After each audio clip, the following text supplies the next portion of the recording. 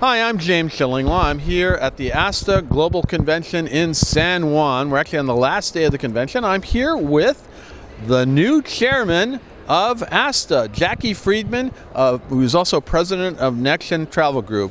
And Jackie's been really active over the years in ASTA, and I'm really so glad that now she's the top person in chairman, and we're going to talk to her about that, what her role is going to be, what her objectives are, and a whole lot more on Insider Travel Report.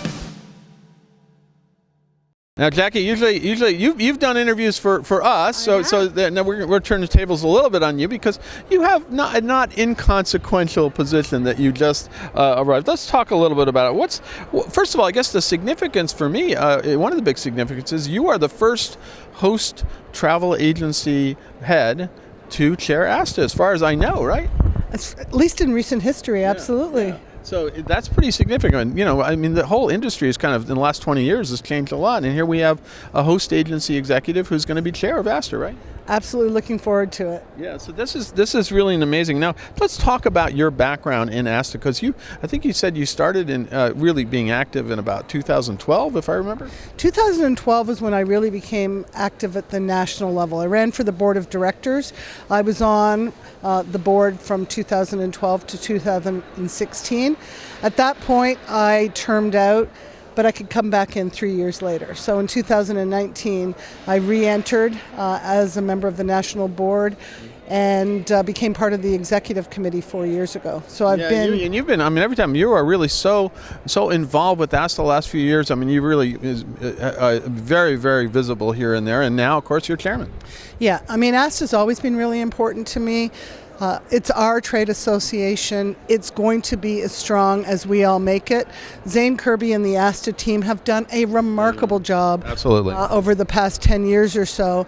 And more advisors and partners are joining the ASTA bandwagon because we understand how important it is to have a really strong trade association. In fact, you got involved just before Zane came on, and really he's helped to transform ASTA, as well as with the help of people like you, and really made it a whole different organization. Because it was some bad times back there where it wasn't quite everything. Now let's talk a little bit about your objectives as chair, what you're going to do. And the first thing I'd like to ask you about is, the previous chair, Mark Casto, did a wonderful job and sort of set a goal of 20,000 members by 25. Yes. And that's, I think, going to, as you mentioned, going to be continued to be your goal. But let's talk about that. Where are you in that quest?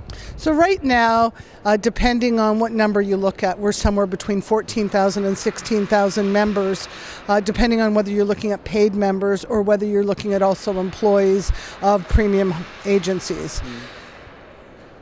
So we have some work to do, but we've made tremendous progress. Mark has, under his leadership, the ASTA team has grown that membership by about just shy of 30%. So that's very good. Yeah, it's not going down anymore; it's going up. No, but in order for us to be successful and achieve that goal, we need to do three things.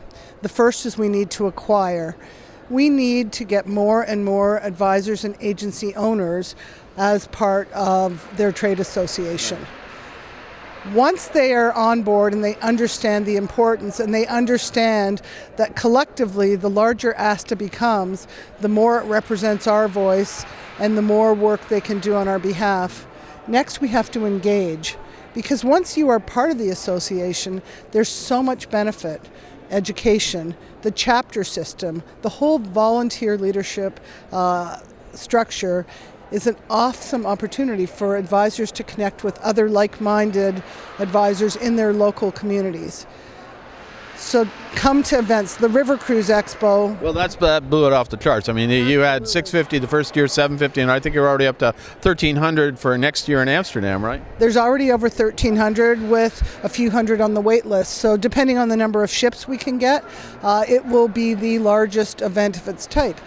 So just great ways for advisors to get together to learn the skills, meet the people that will help them take their business to the next level. And that has been a home run for ASTA, the ASTA River Cruise. But maybe you can lend them one of your ships, because you're godmother of an Emma Waterway ship, if I recall. My ship was part of it last year. But a great opportunity. But that engagement is what's going to help us with the third priority, which is retain. Right. So we'll never hit 20,000 by 2025 if people don't see the value once they come on board, if they're not engaged, if they don't participate. We need them to continue to renew so that we can retain the membership and continue to grow it. Yeah. So acquire, engage, retain. I'll have to come up with a 3-letter acronym for that rally cry, but it's going to be up to all of us. Okay. The ASTA team obviously is taking the lead, but everyone on the agency side, on the supplier side, needs to tell the ASTA story so we can acquire, engage, and retain. Absolutely. We'll try to remember those three. So now one of the things is you keep pushing. ASTA's been pushing the viability of the travel advisor as a profession, and really trying to go out there. You've had some support from Norwegian Cruise Line, and the idea is to get more people to consider being a travel advisor as a viable profession and a growing profession.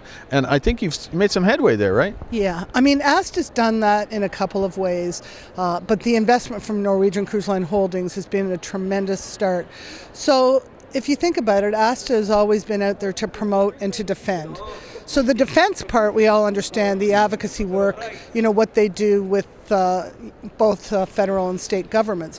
But the promote piece has really come a long way, where they're telling the story of why consumers should work with travel advisors, the value of working with travel advisors. And this work has done something very, very interesting. A lot of these consumers who at one point maybe didn't even realize that there was a viable career. That was the question we got all the time. You mean there's still travel advisors out there? Right, yeah. But that work, if you think about it, we're seeing a lot of those consumers realize, I love to do this. Yeah.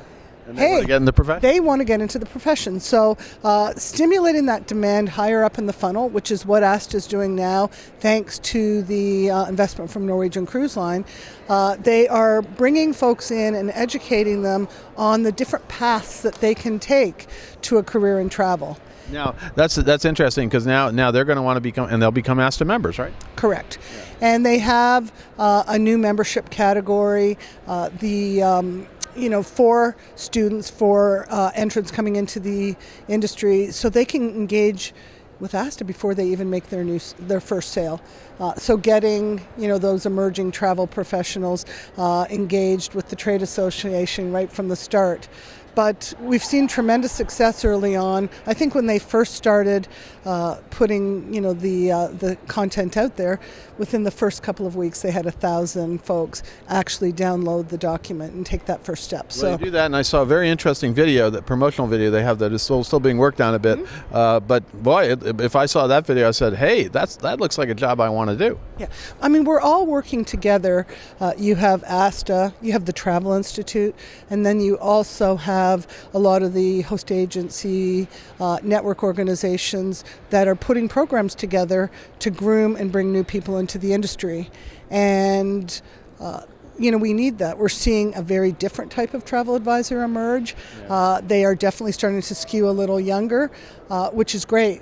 And we're seeing people specializing, so coming in and being laser focused on what it is that they want to. And young people, and you've had them you're with NextGen as well. The younger people coming in are all very eager and active and trying to find new ways of doing business. Now, any other goals? You got some legislative priorities, governmental regulation. What is going to be your real focus in this year on that front? You got some great people. You got Evan Peck here, a great lobbyist, amazing guy.